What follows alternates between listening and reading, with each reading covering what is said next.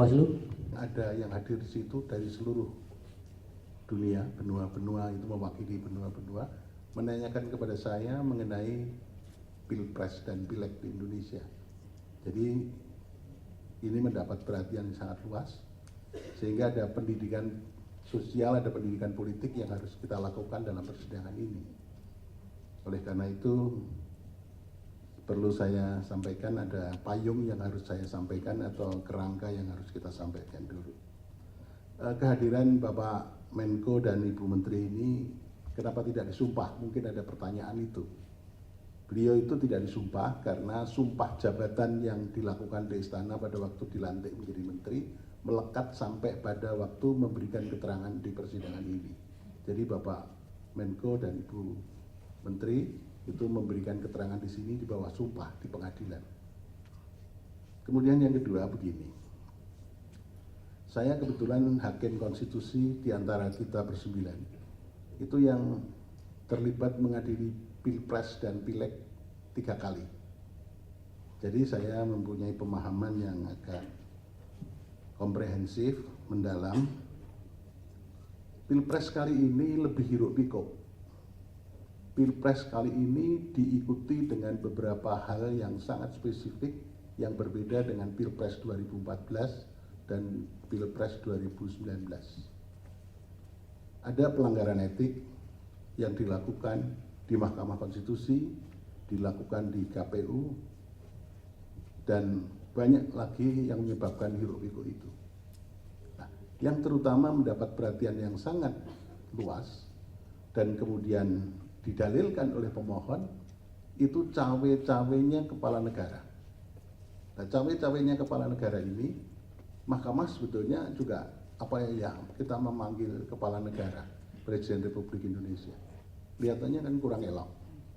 Karena Presiden sekaligus kepala negara dan kepala pemerintahan. Kalau hanya sekedar kepala pemerintahan akan kita hadirkan di persidangan ini.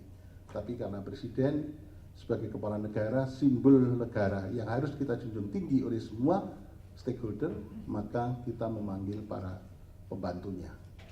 Dan pembantunya ini yang berkaitan dengan dalil pemohon. Kenapa kita panggil? Itu karena begini. Dalil pemohon mengatakan keberpihakan lembaga kepresidenan dan dukungan Presiden Joko Widodo dalam Pilpres. Nah, itu kemudian memunculkan beberapa hal. Satu, cawe-cawe yang sudah saya sebutkan tadi. Kemudian keterlibatan ASN, TNI, Polri yang tidak netral. Ada sangkaan, dugaan PJ Gubernur, Bupati, Wali Kota yang PJ itu juga ikut bermain di situ. Ini sangkaan atau dugaan yang perlu dibuktikan di persidangan ini. Kemudian ada peran serta lurah kepala desa juga yang ikut cawe-cawe, ikut menggalang massa, dan kemudian bansos yang dianggap mempunyai korelasi dengan elektoral. Tapi ternyata dari berbagai diskusi, bansos itu elektoral lebih berkaitan, dalam persidangan ini muncul, lebih berkaitan dengan elektoral padaan pileg legislatif. Nah, ini mungkin Pak Erlangga nanti bisa jadi yang partai yang naik pesat suaranya adalah Golkar. Nah, ini yang mungkin nanti bisa direspon, ya. Dari situ kita begini. Yang pertama perlu saya sampaikan, kita itu untuk menjadi pelajaran kita bersama, saya tidak menggurui Bapak Menko, Ibu Menteri Keuangan dan semua pihak, saya tidak punya pretensi menggurui. Saya akan mengatakan begini. Teori yang saya kembangkan, negara Indonesia itu adalah negara yang religious welfare state. Sementara orang Indonesia baru mengatakan Indonesia negara welfare state. Tapi kalau saya mengatakan Indonesia adalah negara religious welfare state. Artinya kesejahteraan tidak hanya yang lahir maupun yang lahir, tapi mau batin juga.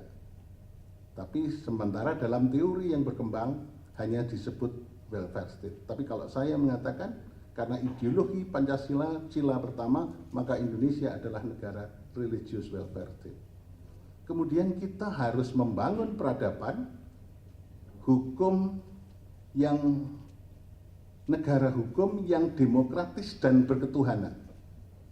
Dari sini maka Bapak Ibu sekalian, kita ingat sekali pesan dari The Founding Fathers. Yang penting pada kesempatan ini perlu saya sampaikan adalah semangat penyelenggara negara. Semangat penyelenggara dan semua stakeholder harus mempunyai etiket yang baik dalam mengelola negara. Etiket baik itu berdasarkan etik, moral, hukum, dan nilai-nilai sosial budaya yang berkembang di Indonesia. Itu semua diorientasikan pada kepentingan kesejahteraan rakyat. Ini yang harus menjadi pedoman kita.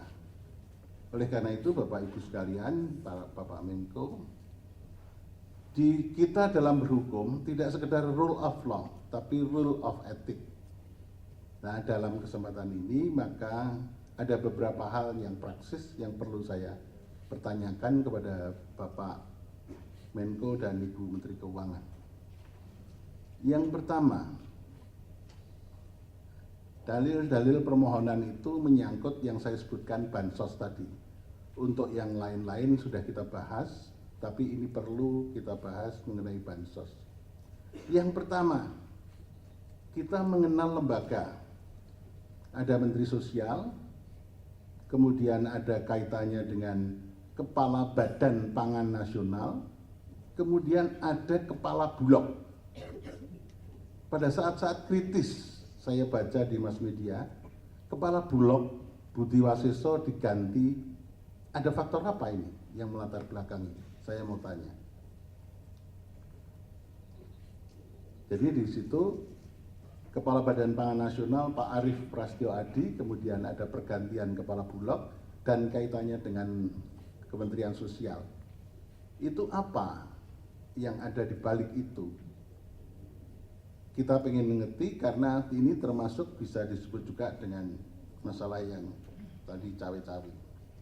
Kemudian di para Ibu Menteri Sosial, Presiden pada waktu bagi-bagi bantuan sosial di depan istana, Presiden pada waktu keliling kemarin dipertanyakan oleh teman-teman dari pemohon 2. Presiden keliling ke berbagai daerah melakukan kunjungan-kunjungan daerah pas kebetulan itu di waktu kampanye, sehingga menimbulkan sakwa sangka dan saling curiga, saling fitnah di antara kita anak bangsa. Nah, itu menggunakan bansos apa, di mana, dari mana itu. Kemudian yang ketiga, saya membaca keterangannya Bapak Menko PMK. Di sini ada kata-kata begini, pelaksanaan tugas PMK dimaksudkan untuk memberikan dukungan pelaksanaan inisiatif dan pengendalian kebijakan berdasarkan agenda pembangunan nasional dan penugasan Presiden. Apa sih yang dimaksud dengan penugasan Presiden? Apakah penugasan tertentu karena Presiden juga cawe-cawe itu? Karena kalau saya membaca sebetulnya agenda pembangunan nasional itu sudah termasuk Presiden itu akan menugaskan apa ya tak ada di situ. Tapi kok ada frasa yang khusus penugasan Presiden. Nah, apakah di lain-lain tempat, apakah di Bapak Menko Ekonomi, Bu Menteri Keuangan atau Menteri Sosial, ada agenda pembangunan nasional dan penugasan Presiden? Ini kan seolah-olah ada frasa khusus. Presiden punya misi tertentu, visi tertentu untuk melaksanakan apa ini biasanya dilakukan. Itu. Kemudian yang terakhir perlu saya sampaikan,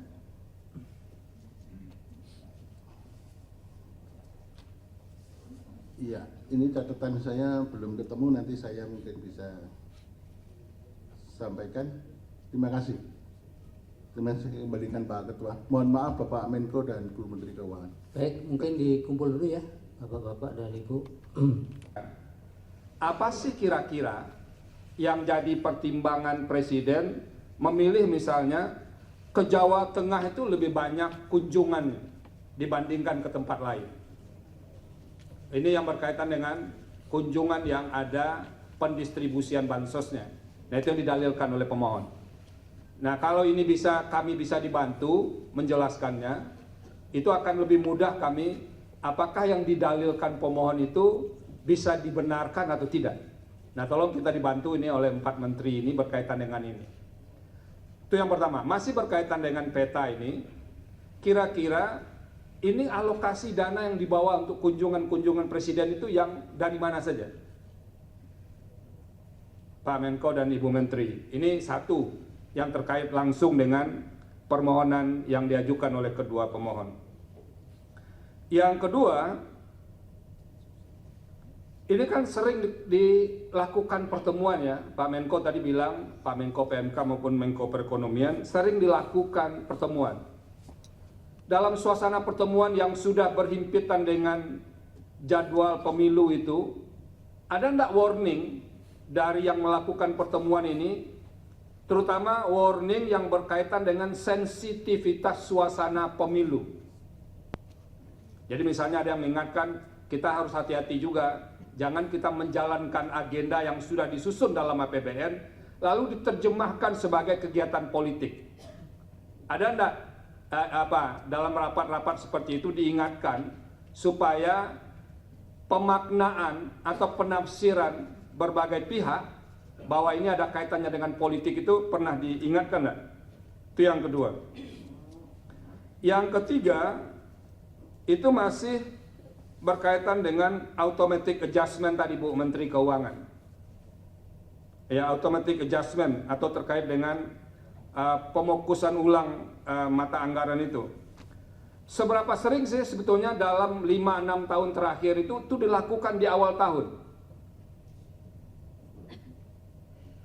Nah itu, dilakukan di awal tahun. Biasanya kan kalau mau ada pengetatan di berbagai kementerian dan lembaga itu kan setelah tahun berjalan begitu. Nah ini dilakukan di awal tahun. Pernah nggak ada pengalaman-pengalaman sebelumnya yang di awal tahun itu sudah dilakukan? Dan itu yang dikemukakan oleh kedua pemohon, yang dana 50 triliun lebih itu yang katanya jangan-jangan dana itu yang dimanfaatkan untuk menghadapi pemilu ini. Nah itu kedua pemohon clear menyampaikan seperti ini. Tolong kami dibantu untuk menjelaskan soal-soal yang begini. Yang keempat atau yang ketiga,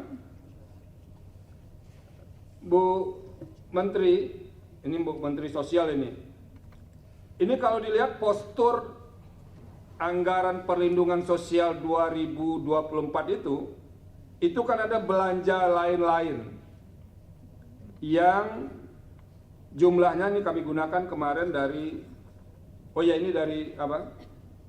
Pak Menko, ini ada 42,3 triliun.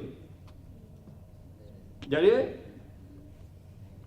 lalu diterangkan di bawah yang lain-lain itu ada misalnya termasuk BLT mitigasi risiko pangan sebesar 11,3 triliun. Ini bagaimana menjelaskan korelasi angka 11,3 triliun itu dengan mitigasi BLT El Nino itu yang jumlahnya 7,5 triliun. Ini berhimpitan atau tidak ini Pak Menteri dan Bu Menteri yang disampaikan di data ini?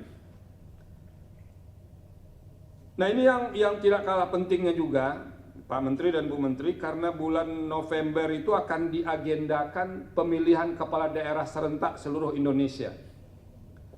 Karena nanti muaranya akan datang juga ke Mahkamah Konstitusi, terutama yang mendalilkan ini kepala daerah, apalagi yang masih aktif sekarang, itu menggunakan dana seperti yang didalilkan mirip-mirip seperti hari ini.